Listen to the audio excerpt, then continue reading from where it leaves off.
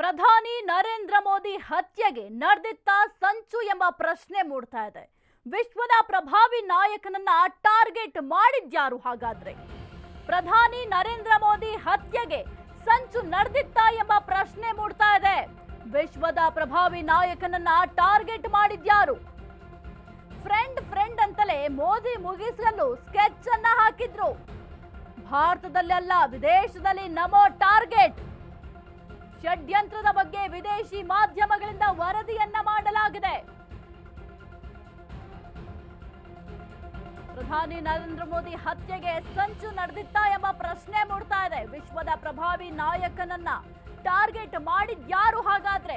Friend ಅಂತಲೇ ಮೋದಿಯನ್ನ ಮುಗಿಸಲು sketch ಅನ್ನ ಹಾಕಿದ್ದಾರೆ. ಭಾರತದಲ್ಲ, ವಿದೇಶದಲ್ಲಿ ನಮೋಗೆ ಟಾರ್ಗೆಟ್ ಮಾಡಲಾಗಿದೆ. ಷಡ್ಯಂತ್ರದ ಬಗ್ಗೆ ವಿದೇಶಿ ಮಾಧ್ಯಮಗಳಿಂದ ವರದಿಯನ್ನು ಕೂಡ ಮಾಡಲಾಗಿದೆ. ಪ್ರಧಾನಿ ನರೇಂದ್ರ ಮೋದಿ ಅವರ ಹತ್ಯೆಗೆ ಸ್ಕೆಚ್ ಅನ್ನ ಹಾಕಿದ್ರ ಎಂಬ ಪ್ರಶ್ನೆ ಮೂಡ್ತಾ ಇದೆ. ಯಾವ ಕಾರಣಕ್ಕೆ ಅಂತಂದ್ರೆ, ಈ ಒಂದು ಷಡ್ಯಂತ್ರದ ಬಗ್ಗೆ ವಿದೇಶಿ ಮಾಧ್ಯಮಗಳಿಂದ ವರದಿಯನ್ನ ಮಾಡಲಾಗಿದೆ. ಇನ್ನು ಪ್ರಧಾನಿ ಮೋದಿ ಅವರನ್ನ ಟಾರ್ಗೆಟ್ ಮಾಡಿದ್ದಾರೆ, ಅವರನ್ನ ಮುಗಿಸಲು ಸ್ಕೆಚ್ ಅನ್ನ ಹಾಕಿದ್ರು ಅಂತ ಸದ್ಯಕ್ಕೆ ವಿದೇಶಿ ಮಾಧ್ಯಮಗಳು ಈ ಒಂದು ವಿಚಾರಕ್ಕೆ ಸಂಬಂಧಪಟ್ಟಂತೆ ಸದ್ಯಕ್ಕೆ ಸುದ್ದಿಯನ್ನು ಕೂಡ ಮಾಡಿತ್ತು. ಅದು ಕೂಡ ಬೇರೆ ಎಲ್ಲೂ ಅಲ್ಲ, ವಿದೇಶದಲ್ಲಿ ಹತ್ಯೆಯನ್ನ ಮಾಡಲು ಸ್ಕೆಚ್ ಅನ್ನ ಹಾಕಿದ್ರು ಎಂಬ ಮಾಹಿತಿ ಸದ್ಯಕ್ಕೆ ಲಭ್ಯ ಆಗಿದೆ. ಇನ್ನು ಫ್ರೆಂಡ್ ಅಂತ ಹೇಳ್ತಲೇ ಮುಗಿಸೋದಕ್ಕೆ ಸ್ಕೆಚ್ ಅನ್ನ ಮಾಡಿದ್ರಂತ. ನಿಮ್ಗೆ ಗೊತ್ತಾಗಿರುತ್ತೆ ಯಾರು ಹಾಗಾದ್ರೆ. ನನ್ನ ಫ್ರೆಂಡು, ಭಾರತ ನನಗೆ ಫ್ರೆಂಡ್ ಆಗಬೇಕು, ಮೋದಿ ಅವರು ನನ್ನ ಫ್ರೆಂಡು ಅಂತ ಯಾರು ಹೇಳ್ತಾ ಇದ್ರು ಅಂತ ನಿಮ್ಗೆ ಗೊತ್ತಿರತ್ತೆ. ಅವರೇ ಈಗ ಸದ್ಯಕ್ಕೆ ಮೋದಿ ಅವರನ್ನ ಮುಗಿಸಲು ಈ ರೀತಿಯಾಗಿ ಷಡ್ಯಂತ್ರವನ್ನ ಮಾಡಿದ್ರು ಎಂಬ ಮಾಹಿತಿ ಸದ್ಯಕ್ಕೆ ಲಭ್ಯ ಇದೆ. ಆಪರೇಷನ್ ಸಿಂಧೂರ್ ಸಂದರ್ಭದಲ್ಲಿ ಈ ಒಂದು ಯುದ್ಧವನ್ನ ನಿಲ್ಲಿಸಿದ್ದೇ ನಾನು, ಈ ಯುದ್ಧ ನಿಲ್ಲೋದಕ್ಕೆ ನಾನೇ ಕಾರಣ ಅಂತ ಹೇಳ್ತಿದ್ರಲ್ಲ ಅವರೇ ಸದ್ಯಕ್ಕೆ ಈ ರೀತಿಯಾಗಿ ವಿಶ್ವದ ಪ್ರಭಾವಿ ನಾಯಕ ನರೇಂದ್ರ ಮೋದಿ ಅವರನ್ನ ಮುಗಿಸಲು ಸ್ಕೆಚ್ ಹಾಕಿದ್ರು ಎಂಬ ಮಾಹಿತಿ ಸದ್ಯಕ್ಕೆ ಲಭ್ಯ ಆಗಿದೆ. ಈ ಒಂದು ಷಡ್ಯಂತ್ರದ ಬಗ್ಗೆ ವಿದೇಶಿ ಮಾಧ್ಯಮಗಳು ವರದಿಯನ್ನ ಮಾಡಿದೆ. ಷಡ್ಯಂತ್ರದ ಕುರಿತು ಏನ್ ವಿದೇಶಿ ಮಾಧ್ಯಮಗಳಿದಾವಲ್ಲ, ಆ ಮಾಧ್ಯಮಗಳಲ್ಲಿ ಈ ಒಂದು ವರದಿಯನ್ನ ಬಿತ್ತರಿಸಲಾಗಿದೆ. ಫ್ರೆಂಡ್ ಅಂತ ಹೇಳ್ತಲೇ ಈ ರೀತಿಯಾಗಿ ಹತ್ಯೆಗೆ ಸ್ಕೆಚ್ ಅನ್ನ ಹಾಕಿದ್ರು ಅಂತ ಹೇಳಲಾಗ್ತದೆ. ಯಾಕೆಂದ್ರೆ ಭಾರತ ವಿಶ್ವ ಮಟ್ಟದಲ್ಲಿ ಬೆಳೆದಿದೆ. ಎಲ್ಲರೂ ಕೂಡ ಭಾರತವನ್ನ ನೋಡ್ತಾ ಇದ್ದಾರೆ, ಭಾರತದ ಕಡೆ ತಿರುಗಿ ನೋಡ್ತಾ ಇದ್ದಾರೆ. ಎಲ್ಲದರಲ್ಲೂ ಕೂಡ ಭಾರತ ಅಭಿವೃದ್ಧಿಯನ್ನ ಹೊಂದುತ್ತಾ ಇದೆ. ಇದನ್ನ ಸಹಿಸಲಿಕ್ಕೆ ಸಾಧ್ಯ ಆಗ್ತಾ ಇಲ್ವಲ್ಲ. ಹಾಗಾಗಿ ಹೇಗಾದ್ರೂ ಮಾಡಿ ಇದಕ್ಕೆ ಬ್ರೇಕ್ ಹಾಕಬೇಕು, ಇದಕ್ಕೆ ಕಡಿವಾಣ ಹಾಕಬೇಕು, ಭಾರತವನ್ನ ಬಗ್ಗು ಬಡಿಬೇಕು ಅಂತ ಎಷ್ಟೇ ಜನ ಪ್ಲಾನ್ ಮಾಡಿದ್ರು ಕೂಡ ಅದು ಸಾಧ್ಯ ಆಗೋದಿಲ್ಲ. ಇದರ ಬೆನ್ನಲ್ಲೇ ಪ್ರಧಾನಿ ಮೋದಿ ಅವರ ಹತ್ಯೆಗೂ ಕೂಡ ಸಂಚನ್ನ ರೂಪಿಸಲಾಗಿತ್ತು. ಚೀನಾದಲ್ಲಿ ಪ್ರಧಾನಿ ಮೋದಿ ಹತ್ಯೆಗೆ ಸಂಚು ನಡೆದಿತ್ತು. ಕಳೆದ ತಿಂಗಳು ಶಾಂಘೈ ಶೃಂಗ ಸಭೆಗೆ ಹೋಗಿದ್ರು. ಡ್ರ್ಯಾಗನ್ ರಾಷ್ಟ್ರದಲ್ಲಿಯೇ ಪ್ರಧಾನಿ ಮೋದಿ ಮೇಲೆ ಕಣ್ಣು. ಅಮೆರಿಕ ಕೇಂದ್ರೀಯ ಗುಪ್ತಚರ ಸಂಸ್ಥೆಯಿಂದ ಟಾರ್ಗೆಟ್. ಫ್ರೆಂಡ್ ಅಂತ ಹೇಳ್ತಾ ಮೋದಿಯನ್ನ ಮುಗಿಸಲು ಸ್ಕೆಚ್ ಹಾಕಿದ್ರು. ಚೀನಾದಲ್ಲಿ ಪ್ರಧಾನಿ ಮೋದಿ ಹತ್ಯೆಗೆ ಸಂಚು ನಡೆದಿತ್ತು ಅಂತ ಹೇಳಲಾಗ್ತಾ ಇದೆ. ಕಳೆದ ತಿಂಗಳು ಶಾಂಘೈ ಶೃಂಗಸಭೆಗೆ ಪ್ರಧಾನಿಯವರು ಹೋಗಿದ್ರು. ಆ ಒಂದು ಸಂದರ್ಭದಲ್ಲಿ ಸ್ಕೆಚ್ ಹಾಕಿದ್ರು ಎಂಬ ಮಾಹಿತಿ ಸದ್ಯಕ್ಕೆ ಲಭ್ಯ ಆಗಿದೆ. ಕಳೆದ ತಿಂಗಳು ಚೀನಾದಲ್ಲಿ ಶಾಂಘೈ ಸಹಕಾರ ಒಕ್ಕೂಟದ ಶೃಂಗಸಭೆಯಲ್ಲಿ ಪ್ರಧಾನಿ ನರೇಂದ್ರ ಮೋದಿ ಅವರು ಪಾಲ್ಗೊಂಡಿದ್ರು. ಆ ಒಂದು ಸಂದರ್ಭದಲ್ಲಿ ಮೋದಿ ಹತ್ಯೆಗೆ ಸಂಚು ನಡೆಸಲಾಗಿತ್ತು ಎಂಬ ಸ್ಫೋಟಕ ಸಂಗತಿ ಸದ್ಯಕ್ಕೆ ತಡವಾಗಿ ಬೆಳಕಿಗೆ ಬಂದಿದೆ. ಇನ್ನು ಪ್ರಧಾನಿ ಮೋದಿ ಹತ್ಯೆ ಸಂಚಿನ ಸುಳಿವನ್ನ ಪಡೆದ ರಷ್ಯಾ ಅಧ್ಯಕ್ಷ ವ್ಲಾಡಿಮಿರ್ ಪುಟಿನ್ ಅವರು ಮೋದಿಗಾಗಿ 10 ನಿಮಿಷ ಕಾರ್ನಲ್ಲೇ ಕಾದು ಕುಳ್ಕೊಂಡಿದ್ರಂತೆ. ಕಳೆದ ತಿಂಗಳು ಒಂದು ಶಾಂಘೈ ಶೃಂಗಸಭೆ ನಡೀತಲ್ಲ, ಆ ಒಂದು ಸಂದರ್ಭದಲ್ಲಿ ಮೋದಿ ಅವರು ಹೋಗಿದ್ರು ಚೀನಾಗೆ. ಅಂತಹ ಸಂದರ್ಭದಲ್ಲಿ ಮೋದಿ ಅವರನ್ನ ಮುಗಿಸ್ಲೇಬೇಕು ಅಂತ ಸ್ಕೆಚ್ ಅನ್ನ ಹಾಕಿದ್ರಂತೆ. ತಡವಾಗಿ ಈ ಒಂದು ವಿಚಾರ ಬೆಳಕಿಗೆ ಬಂದಿದೆ. ಡ್ರ್ಯಾಗನ್ ರಾಷ್ಟ್ರದಲ್ಲಿಯೇ ಪ್ರಧಾನಿ ಮೋದಿಯ ಮೇಲೆ ಕಣ್ಣನ್ನು ಇರಿಸಲಾಗಿತ್ತು. ಅಮೆರಿಕ ಕೇಂದ್ರೀಯ ಗುಪ್ತಚರ ಸಂಸ್ಥೆ ಇದೆಯಲ್ಲ, ಈ ಒಂದು ಸಂಸ್ಥೆ ಟಾರ್ಗೆಟ್ ಮಾಡಿತ್ತು ಎಂಬ ವಿಚಾರ ಕೂಡ ಸದ್ಯಕ್ಕೆ ತಿಳಿದು ಬರ್ತಾ ಇದೆ. ಚೀನಾದಲ್ಲಿ ಪ್ರಧಾನಿ ನರೇಂದ್ರ ಮೋದಿಯ ಹತ್ಯೆಗೆ ಸ್ಕೆಚ್ ಅನ್ನ ಮಾಡಿದ್ರಂತೆ. ಆದ್ರೆ ಯಾವುದು ಕೂಡ ಸಫಲ ಆಗೋದಿಲ್ಲ. ಭಾರತದ ತಂಟೆಗಾಗಿರಬಹುದು ಅಥವಾ ಪ್ರಧಾನಿ ಮೋದಿ ಆಗಿರಬಹುದು, ನಮ್ಮ ಭಾರತದ ವಿಚಾರಕ್ಕೆ ಯಾರೇ ಬಂದರೂ ಕೂಡ ಭಾರತ ಯಾವುದಕ್ಕೂ ಕೇರ್ ಮಾಡೋದಿಲ್ಲ. ಯಾರು ನಮ್ಮನ್ನ ಮುಟ್ಟೋದಕ್ಕೆ ಸಾಧ್ಯ ಇಲ್ಲ. ಮಿತ್ರನ ಪ್ರಾಣ ಉಳಿಸಿದ ರಷ್ಯಾ ಅಧ್ಯಕ್ಷ ಪುಟಿನ್. ಶಾಂಘೈ ಶೃಂಗಸಭೆಯ ಬಳಿಕ ಮೋದಿ ಹತ್ಯೆಗೆ ಸಂಚಿನ ಬಗ್ಗೆ ರಷ್ಯಾ ಅಧ್ಯಕ್ಷ ಪುಟಿನ್ಗೆ ಸುಳಿವು ಸಿಕ್ಕಿತ್ತ ಹಾಗಾದ್ರೆ? ಸಭೆಯ ಬಳಿಕ ಮೋದಿಗಾಗಿ ಕಾದು ಕುಳಿತಿದ್ದ ರಷ್ಯಾ ಅಧ್ಯಕ್ಷ ಸ್ನೇಹಿತನ ರಕ್ಷಣೆಗೆ ನಿಂತಿದ್ರು. 10 ನಿಮಿಷ ಕಾದು ನರೇಂದ್ರ ಮೋದಿಯ ಜೊತೆ ಮಾತುಕತೆ ಮಾಡಿದ್ದಾರೆ. ಕಾರಿನಲ್ಲಿ 40ಕ್ಕೂ ಹೆಚ್ಚು ನಿಮಿಷಗಳ ಕಾಲ ಚರ್ಚೆ ಮಾಡಿದ್ದಾರೆ. ಭದ್ರತಾ ಸಿಬ್ಬಂದಿಯನ್ನ ಹೊರಗಿಟ್ಟು ಇಬ್ಬರು ಕೂಡ ಚರ್ಚೆಯನ್ನ ಮಾಡಿದ್ದಾರೆ. ಕುತೂಹಲ ಕೆರಳಿಸಿದ್ದ ಇಬ್ಬರು ನಾಯಕರ ಗುಸುಗುಸು ಚರ್ಚೆ. ಮಿತ್ರನ ಪ್ರಾಣ ಉಳಿಸಿದ ರಷ್ಯಾ ಅಧ್ಯಕ್ಷ ಪುಟಿನ್, ಶಾಂಘೈ ಶೃಂಗಸಭೆಯ ಬಳಿಕ ಮೋದಿ ಹತ್ಯೆಗೆ ಸಂಚನ್ನ ರೂಪಿಸಲಾಗುತ್ತೆ ಎಂಬ ಸುಳಿವು ಮೊದಲೇ ಪುಟಿನ್ ಅವರಿಗೆ ಸಿಕ್ಕಿತ್ತಾ ಎಂಬ ಪ್ರಶ್ನೆ ಸದ್ಯಕ್ಕೆ ಮೂಡ್ತಾ ಇರುವಂತದ್ದು. ಇನ್ನು 10 ನಿಮಿಷ ಕಾರ್ನಲ್ಲಿ ಕಾದು ಕುಳಿತು ಬಳಿಕ ಹೋಟೆಲ್ ಬಳಿ ತೆರಳಿದಾಗ ಸುಮಾರು 45 ನಿಮಿಷ ಕಾರ್ನಲ್ಲಿ ಕುಳಿತುಕೊಂಡಿದ್ರಂತೆ. ಇನ್ನು ಆ ಕಾರ್ ಏನಿದೆಯಲ್ಲ, ಈಗ ರಷ್ಯಾ ಅಧ್ಯಕ್ಷರಾಗಿರುವಂತಹ ಪುಟಿನ್ ಅವರು ಬಳಸ್ತಾರಲ್ಲ ಕಾರು, ಅದಕ್ಕೆ ಯಾರೇ ಗುಂಡು ಹಾರಿಸಬಹುದು ಅಥವಾ ಏನೇ ದೊಡ್ಡ ಸ್ಫೋಟಕವನ್ನ ತಂದ್ರೂ ಕೂಡ ಆ ಕಾರನ್ನ ಯಾರು ಕೂಡ ಏನು ಮಾಡ್ಲಿಕ್ಕೆ ಸಾಧ್ಯ ಆಗೋದಿಲ್ಲ. ಅಂತಹ ಭದ್ರತೆಯನ್ನು ಆ ಕಾರಿನಲ್ಲಿದೆ, ಅಷ್ಟು ಟೆಕ್ನಾಲಜಿಯನ್ನು ಆ ಒಂದು ಕಾರಿನಲ್ಲಿ ಇರಿಸಲಾಗಿದೆ. ಹಾಗಾಗಿ ಆ ತಮ್ಮ ಕಾರಿನಲ್ಲೇ ಭದ್ರತಾ ಸಿಬ್ಬಂದಿಗಳನ್ನ ಹೊರಗಿಟ್ಟು ಸುಮಾರು 40ರಿಂದ 45 ನಿಮಿಷಗಳ ಕಾಲ ಚರ್ಚೆಯನ್ನ ಮಾಡಿದ್ದಾರೆ. ಈಗ ಬಹಳ ಕುತೂಹಲಕ್ಕೂ ಕೂಡ ಕಾರಣ ಆಗ್ತಾ ಇದೆ. ಹಾಗಾದ್ರೆ ಯಾವ ವಿಚಾರಗಳ ಬಗ್ಗೆ ಚರ್ಚೆ ಮಾಡಿದ್ರು? ಇದರ ಜೊತೆಗೆ ಏನು ಹತ್ಯೆಗೆ ಸಂಚನ್ನ ರೂಪಿಸಿದ್ರಲ್ಲ, ಆ ಒಂದು ವಿಚಾರವನ್ನು ಕೂಡ ಪುಟಿನ್ ಅವರು ತಿಳಿಸಿರುವ ಸಾಧ್ಯತೆ ಕೂಡ ಇದೆ. ಯಾಕೆಂತಂದ್ರೆ ಈ ಒಂದು ವಿಚಾರ ಅವರ ಗಮನಕ್ಕೆ ಬಂದಾಗ ಇನ್ನೂ ಕೂಡ ಸೇಫ್ಟಿಯಿಂದ ಇರ್ತಾರೆ, ಭದ್ರತೆಯನ್ನ ಹೆಚ್ಚಿಸಿಕೊಳ್ಳೋದಕ್ಕೆ ಈಸಿ ಆಗುತ್ತೆ ಅನ್ನುವ ನಿಟ್ಟಿನಲ್ಲಿ ಆ ಒಂದು ವಿಚಾರವನ್ನು ಕೂಡ ತಿಳಿಸಿರುವ ಸಾಧ್ಯತೆ ಇದೆ. 10 ನಿಮಿಷ ಕಾದು, ಅದು ನರೇಂದ್ರ ಮೋದಿ ಅವರ ಜೊತೆ ಮಾತುಕತೆಯನ್ನ ಮಾಡಿರುವಂಥದ್ದು. ಹೊರಗಡೆ ಬರಲಿ, ಕರ್ಕೊಂಡು ಹೋಗೋಣ ಜೊತೆಯಲ್ಲಿ, ಯಾಕೆಂದ್ರೆ ಅವರಿಗೆ ಮೊದಲೇ ಈ ಒಂದು ವಿಚಾರದ ಸುಳಿವು ಸಿಕ್ಕಿರುತ್ತೆ ಅಂತ ಅನ್ಸುತ್ತೆ. ಯಾಕೆಂತಂದ್ರೆ ಈಗ ಅವರಲ್ಲೂ ಕೂಡ ಈಗ ನಮ್ಮಲ್ಲಿ ರಾ ಅಂತ ಯಾವ ರೀತಿ ಇರುತ್ತೆ, ಅದೇ ರೀತಿ ಅಲ್ಲೂ ಕೂಡ ಇರುತ್ತೆ. ಹಾಗಾಗಿ ಕೆಲವೊಂದಿಷ್ಟು ಮಾಹಿತಿಯನ್ನ ಕೊಟ್ಟಿರ್ತಾರೆ. ಈ ಗುಪ್ತಚರ ಇಲಾಖೆಯವರು ಇರ್ತಾರಲ್ಲ, ಎಲ್ಲಿ ಏನಾಗುತ್ತೆ ಅದೆಲ್ಲದರ ಬಗ್ಗೆ ಕೂಡ ಮಾಹಿತಿಯನ್ನ ಕಲೆ ಹಾಕ್ತಾರೆ. ಕಲೆ ಹಾಕಿದಂತಹ ಸಂದರ್ಭದಲ್ಲಿ ಈ ರೀತಿಯಾಗಿ ಮೋದಿಯ ಹತ್ಯೆಗೆ ಸ್ಕೆಚ್ ಅನ್ನ ಹಾಕ್ತಾ ಇದ್ದಾರೆ ಎಂಬ ಮಾಹಿತಿನ ಪುಟಿನ್ ಅವರಿಗೆ ಕೊಡುವ ಕೆಲಸವನ್ನ ಮಾಡಿರ್ತಾರೆ. ಅದರ ಬೆನ್ನಲ್ಲೇ ಕಾದು ನರೇಂದ್ರ ಮೋದಿ ಅವರನ್ನ ತಮ್ಮ ಕಾರ್ನಲ್ಲಿ 40ರಿಂದ 45 ನಿಮಿಷ ಕುಳಿತುಕೊಂಡು ಕೆಲವೊಂದಿಷ್ಟು ಚರ್ಚೆಯನ್ನು ಕೂಡ ಮಾಡಿದ್ದಾರೆ. ಆ ಒಂದು ಸಂದರ್ಭದಲ್ಲಿ ಈ ರೀತಿಯಾಗಿ ಹತ್ಯೆಗೆ ಸ್ಕೆಚ್ ಅನ್ನ ಹಾಕಿದ್ರು ಎಂಬ ಮಾಹಿತಿ ಕೂಡ ಹೇಳಿರುವ ಸಾಧ್ಯತೆ ಕೂಡ ಇದೆ. ಇನ್ನು ಬಹಳ ಕುತೂಹಲಕ್ಕೆ ಕಾರಣ ಆಗ್ತಾ ಇದೆ ಇಬ್ಬರು ನಾಯಕರು ಏನ್ ಮಾತನಾಡಿರಬಹುದು ಅಂತ. ಇನ್ನು ಭದ್ರತಾ ಸಿಬ್ಬಂದಿ ಎಲ್ಲರನ್ನೂ ಕೂಡ ಹೊರಗಿಟ್ಟು ಇಬ್ಬರು ಚರ್ಚೆ ಮಾಡೋದು, ಯಾಕೆಂದ್ರೆ ಕೆಲವೊಂದಿಷ್ಟು ಸೂಕ್ಷ್ಮ ವಿಚಾರಗಳಿರುತ್ತೆ. ಆ ಸೂಕ್ಷ್ಮ ವಿಚಾರಗಳನ್ನ ಎಲ್ಲರ ಎದುರು ಚರ್ಚೆ ಮಾಡಲಿಕ್ಕೆ ಸಾಧ್ಯ ಆಗೋದಿಲ್ಲ. ಅದು ಕೂಡ ರಾಷ್ಟ್ರ ಮಟ್ಟದಲ್ಲಿ ಅಂತ ಅಂದಾಗ ಈ ಭದ್ರತಾ ಸಿಬ್ಬಂದಿ ಆಗಿರಬಹುದು, ಯಾರ ಮುಂದೆ ಕೂಡ ಈ ಒಂದು ವಿಚಾರಗಳನ್ನ ಪ್ರಸ್ತಾಪ ಮಾಡಲಿಕ್ಕೆ ಸಾಧ್ಯ ಆಗಲ್ಲ. ಸೂಕ್ಷ್ಮ ವಿಚಾರ ಆಗಿರೋದ್ರಿಂದ ಇಬ್ಬರೇ ಚರ್ಚೆಯನ್ನು ಕೂಡ ಮಾಡಿದ್ದಾರೆ. ಅಮೆರಿಕಕ್ಕೆ ಟಾರ್ಗೆಟ್ ಆಗಿದ್ಯಾಕೆ ಪ್ರಧಾನಿ ಮೋದಿ? ರಷ್ಯಾ ಮತ್ತು ಚೀನಾ ಜೊತೆ ಭಾರತದ ಬಾಂಧವ್ಯ ವೃದ್ಧಿ ಆಗ್ತಾ ಇದೆ. ಇದನ್ನ ಸಹಿಸಲಿಕ್ಕೆ ಸಾಧ್ಯ ಆಗ್ತಾ ಇಲ್ಲ. ಏಷ್ಯಾದಲ್ಲಿ ಪ್ರಬಲ ರಾಷ್ಟ್ರವಾಗಿ ಬೆಳೀತಾ ಇರುವ ಭಾರತ, ಅಮೆರಿಕಾಗೆ ಸೆಡ್ ಹೊಡಿತಾ ಇರುವ ಭಾರತದ ಆರ್ಥಿಕತೆ, ಇದನ್ನ ಸಹಿಸಲಿಕ್ಕೆ ಸಾಧ್ಯ ಆಗ್ತಾ ಇಲ್ಲ. ಟ್ರಂಪ್ ಸುಂಕ ಸಮರಕ್ಕೆ ಡೋಂಟ್ ಕೇರ್ ಅಂತ ಹೇಳಿದ್ರು ಮೋದಿ ಅವರು. ರಷ್ಯಾದಿಂದ ಹೆಚ್ಚೆಚ್ಚು ಇಂಧನ ಖರೀದಿಸ್ತಾ ಇದ್ರು. ಅಮೆರಿಕದ ನಿರ್ಬಂಧಕ್ಕೂ ಡೋಂಟ್ ಕೇರ್ ಎಂದಿದ್ದ ಮೋದಿ, ಬಲಾಢ್ಯವಾಗಿ ಬೆಳೀತಾ ಇರುವ ಭಾರತದ ಮೇಲೆ ಕೆಂಗಣ್ಣು ಬೀರಿದ್ದಾರೆ. ಹೀಗಾಗಿ ಮೋದಿ ಹತ್ಯೆಗೆ ಅಮೆರಿಕ ಸಂಚು ರೂಪಿಸಿತ್ತು ಎಂಬ ಮಾಹಿತಿ ಲಭ್ಯ ಆಗಿದೆ. ಇದು ನಾವು ಹೇಳ್ತಾ ಇರೋದಲ್ಲ, ಅಲ್ಲಿರುವಂತಹ ಮಾಧ್ಯಮಗಳೇ ಈ ಒಂದು ಸುದ್ದಿಯನ್ನ ಪ್ರಸಾರ ಮಾಡಿತ್ತು. ಈ ರೀತಿಯಾಗಿ ಷಡ್ಯಂತ್ರ ಮಾಡಿದ್ದಾರೆ ಅಂತ ಅಲ್ಲಿರುವಂತಹ ಮಾಧ್ಯಮಗಳು ಈ ಒಂದು ಸುದ್ದಿಯನ್ನ ಪ್ರಸಾರ ಮಾಡಿತ್ತು. ರಷ್ಯಾ ಮತ್ತು ಚೀನಾ ಜೊತೆ ಭಾರತದ ಬಾಂಧವ್ಯ ವೃದ್ಧಿ ಆಗ್ತಾ ಇದೆ.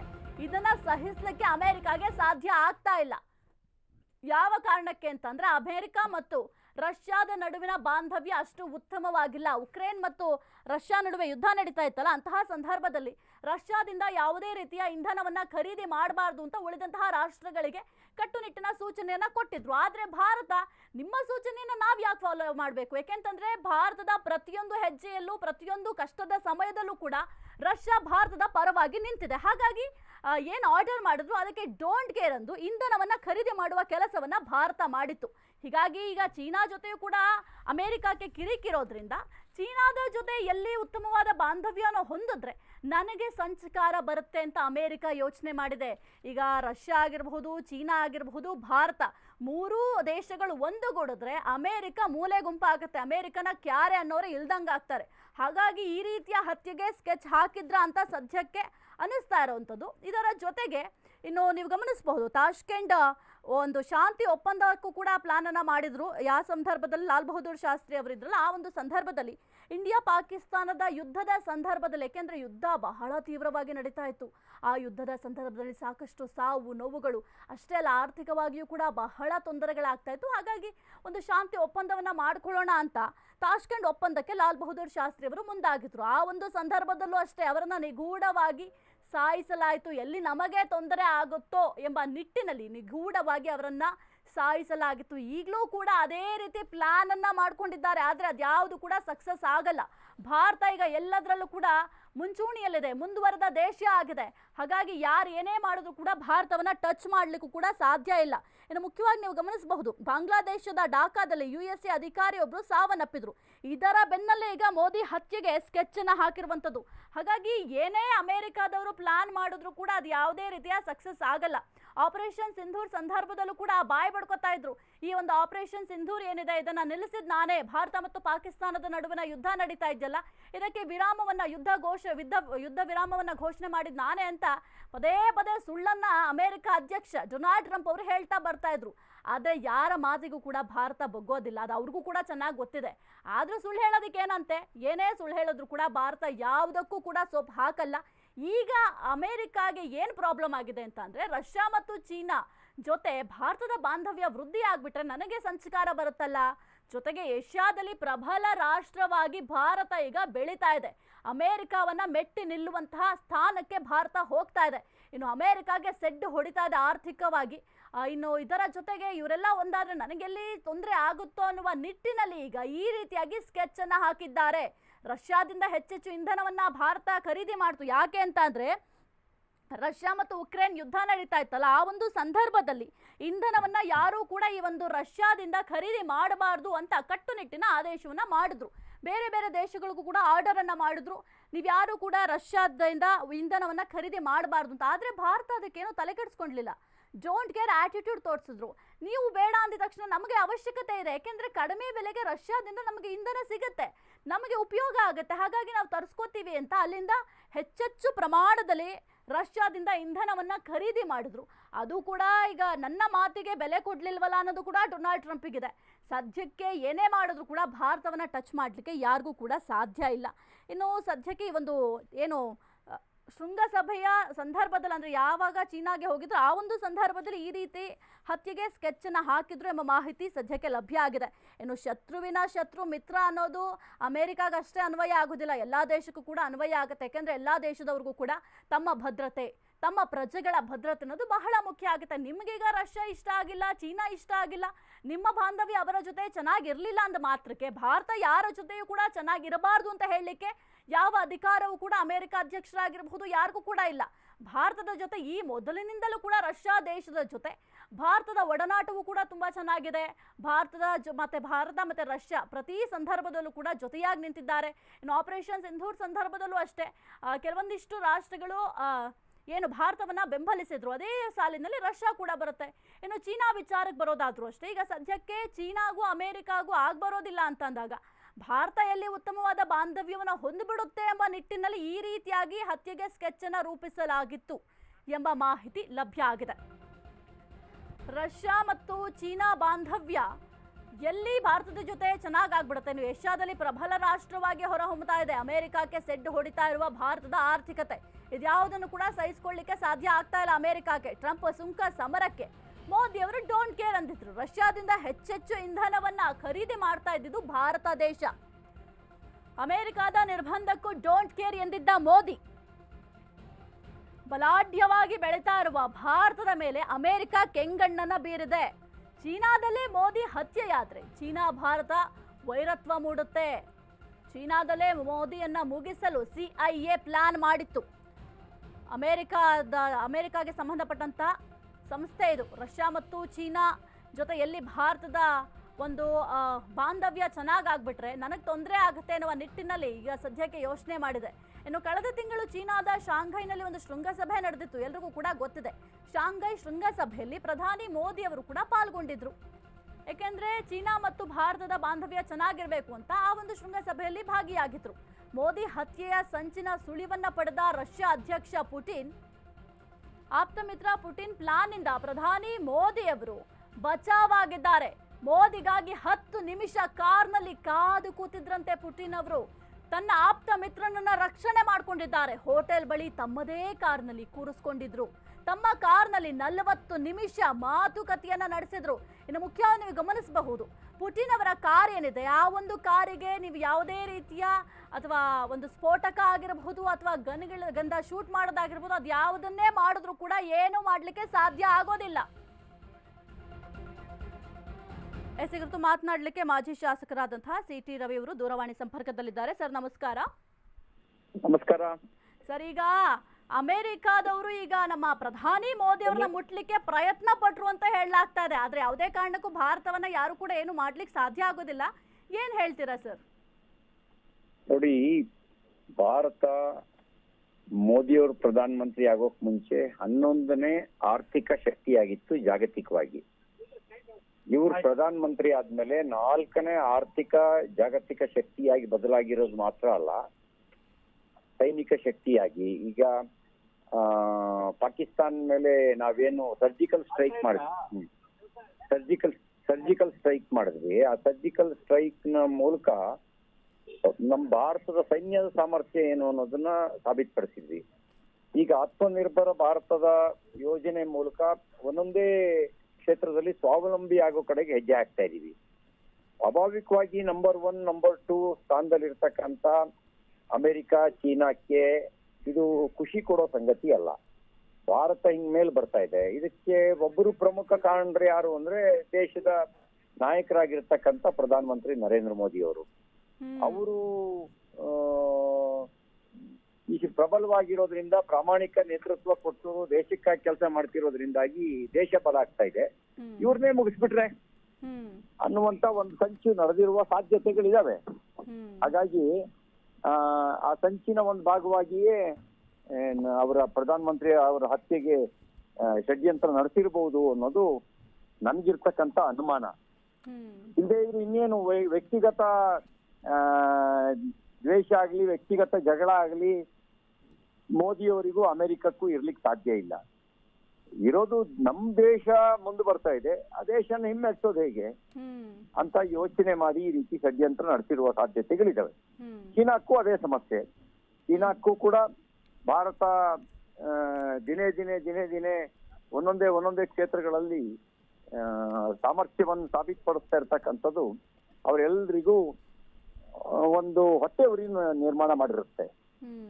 ಆ ಕಾರಣಕ್ಕೆ ಈ ಒಂದು ಸಾಧ್ಯತೆ ಇದೆ ಅಂತ ಅನ್ಸುತ್ತೆ. ಇವತ್ತು ನಮ್ಮ ದೇಶದ ಆರ್ಥಿಕ economy one of the fastest growing economy, ಅದೆಲ್ಲವೂ ಕಾರಣ ಇರಬಹುದು ಅಂತ ಅನಿಸ್ತಾ ಇದೆ.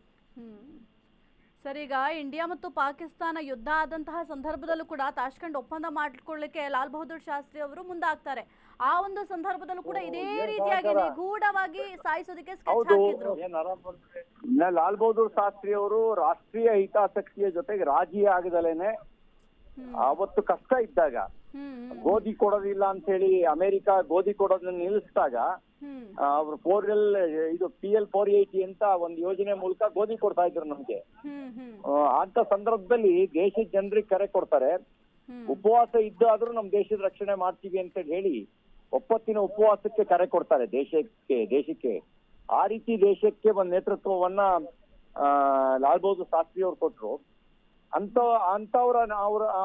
ಅವ್ರನ್ನ ತಾಷ್ಕೆಂಟ್ ಒಪ್ಪಂದದಲ್ಲಿ 65 ಯುದ್ಧದಲ್ಲಿ ಪಾಕಿಸ್ತಾನವನ್ನು ಹಣ್ಣುಗಾಯಿ ನೀರ್ಗಾಯಿ ಮಾಡಿತ್ತು ನಮ್ಮ ಸೈನ್ಯ. ಕರಾಚಿವರೆಗೂ ಹೋಗಿತ್ತು. ಆ ಸಂದರ್ಭದಲ್ಲಿ ಸಂಧಾನಕ್ಕೆ ಅಂತ ಕರೆದು ಆ ಸಂಧಾನದ ಮೇಜಿನಲ್ಲೇನೆ ಅವ್ರನ್ನ ಕೊಂದು ಬಿಟ್ರು ನಿಗೂಢವಾಗಿ.